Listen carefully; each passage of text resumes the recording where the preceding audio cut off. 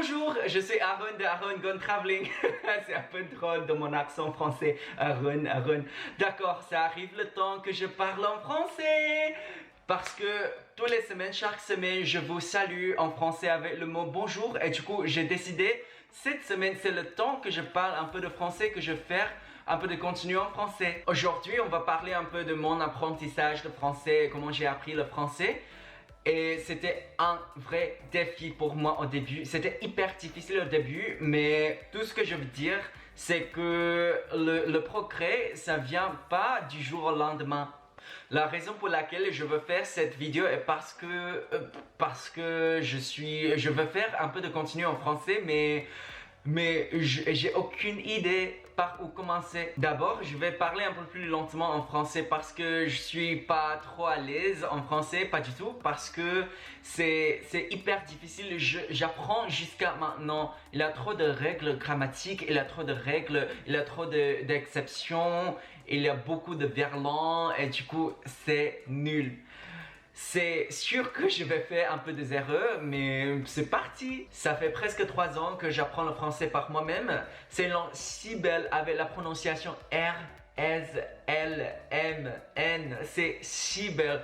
Givenchy, Paris, Côte d'Azur, macaron. Ah, j'adore la prononciation française.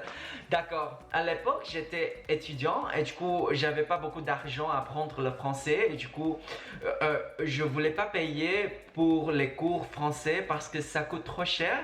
Surtout à Melbourne, ici en Australie. Tout ce que je veux dire, je vous remercie, monsieur Internet, parce que vous êtes si beau. Vous avez beaucoup de choses utiles. Vous avez beaucoup de choses gratuites.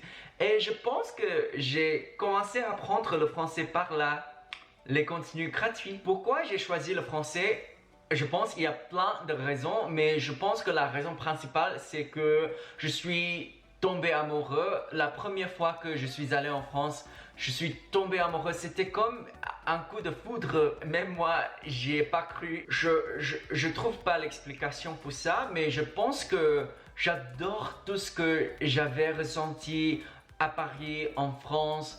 Je sais, il y a beaucoup de raisons, il y a plein de raisons. L'on déteste Paris, les métros bondés de monde, les prix ont monté dans les bars, les gens, les Parisiens. Je pense que la raison pour laquelle j'adore Paris, c'est parce que c'est à cause de... tu vois, même moi, j'ai du mal à trouver pourquoi j'adore Paris. Je pense que peut-être Paris, c'est la plus grande ville dans laquelle j'ai vécu.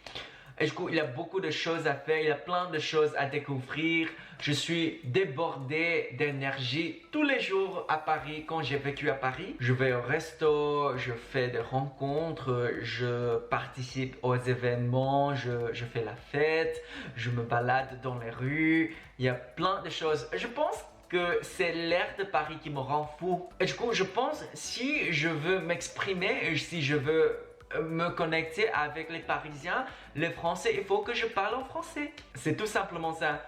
Imaginons, il y a beaucoup de monde qui vient d'autres pays comme les Portugais, les Maghrébins, les Brésiliens, les Latinos, les Asiatiques.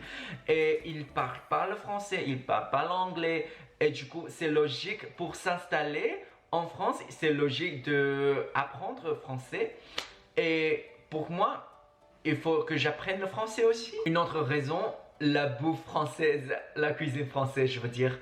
Et c'est vraiment une vraie motivation pour moi à apprendre le français. La haute cuisine, ça existe beaucoup de mots qui viennent de l'origine de la langue française. Macaron, mise en place, flambé, soufflé, sous vide et comme hors d'œuvre, entrée, dessert. Comme vous le savez déjà, j'adore manger, c'est terrible.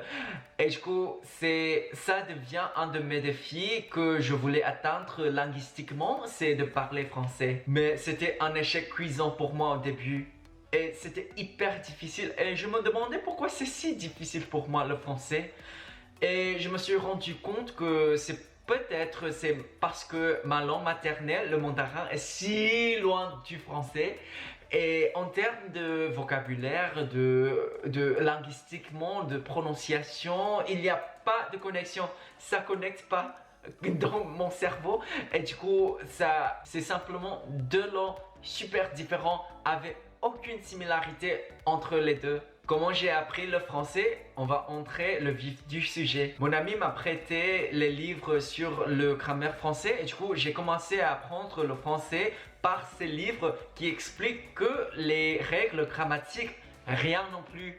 Et c'était l'enfer, c'était dégueulasse, ne faites pas ça parce que j'ai perdu un peu de mon âme. D'accord, j'avoue que j'ai appris quelque chose avec ce livre après un mois, mais c'était tellement difficile. J'avais bien abandonné mon grand plan d'apprendre le français après juste un mois parce que je me suis rendu compte que j'ai rien appris sauf un milliard d'exceptions dans la langue française. Malheureusement, le grammaire français c'était un cauchemar et du coup, je me suis rendu compte que si je veux parler en français, si je veux utiliser la langue française avec les Français, il faut que je parle. Il faut ne pas se focaliser toute ma énergie sur le grammaire. Ça, je pense que c'est le point plus important d'aujourd'hui. Je me suis mise à écouter les podcasts français et ça, j'ai beaucoup appris parce que c'est super utile. Je vous recommande vivement le podcast qui s'appelle le Coffee Break French si vous êtes débutant parce que aimez les choses en contexte et vous pouvez mettre directement en pratique et c'est super utile. Et ça dure que 5 ou 10 minutes. Si vous avez 5 minutes, ça suffit. Si vous avez un niveau intermédiaire en français, je vous recommande ce podcast qui s'appelle In a French par Hugo. C'est super intéressant. Pour moi, tous les matins, je me lève et je l'écoute. Ensuite, on va parler un peu d'autres moyens d'apprendre le français. Je pense que pour moi, je lis beaucoup de blogs français parce que c'est super utile pour moi.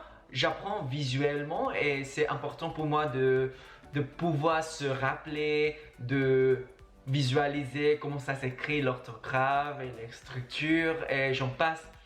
Ça existe deux types de blogs que je lis. Le premier type, ces blogs sont écrits pour les anglophones qui sont en train d'apprendre le français.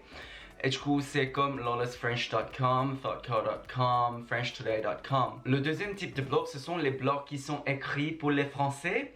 Trouvez les blogs, les sujets que vous aimez, que vous adorez, que vous connaissez déjà parce que ça va être plus facile pour vous à lire. Et pour moi, j'aime bien voyager et du coup, je lis beaucoup de choses sur le voyage, sur l'expatriation et j'en passe. D'accord, vidéo sur YouTube. Je regarde beaucoup de YouTube vidéos et du coup, ça existe 3 genres de vidéos sur YouTube que je regarde. Le premier type de vidéo, c'est les vidéos qui font apprendre le français mais les profs parlent principalement en anglais. C'est comme Learn French with Vincent, French Pot 101, comme une française.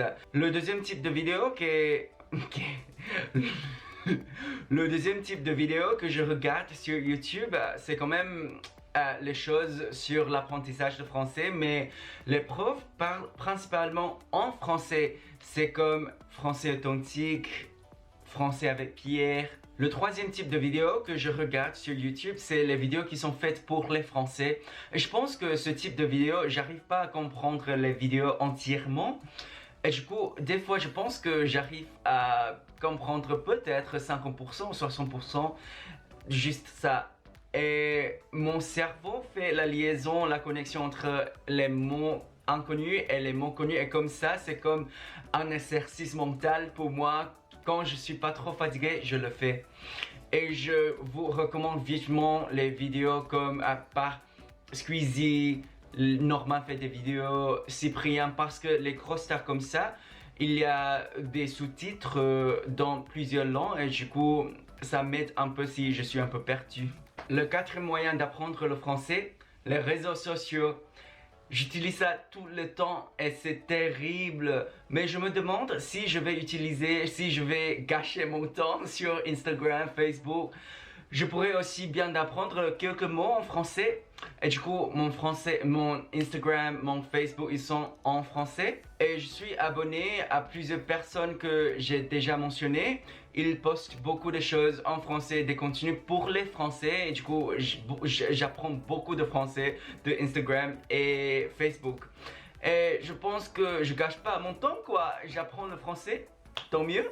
Et le dernier type, c'est le plus important pour moi parce que je pense que ça me pousse beaucoup quand j'apprends le français. C'est de rêver que je vais aller en France tout de suite, de pouvoir parler avec les gens, d'utiliser mon français dans la rue, de parler intellectuellement avec les gens, de boire un café sans la peur de commander dans un resto ou un café. Il faudrait trouver un objectif parce que ça va vous pousser au-delà de vos limites. C'est tout, on va s'arrêter là. Merci d'avoir regardé cette vidéo jusqu'ici. Abonnez-vous pour les vidéos sur la nourriture, la langue et le voyage. Et c'est tout, merci beaucoup. À la semaine prochaine. Ciao, ciao.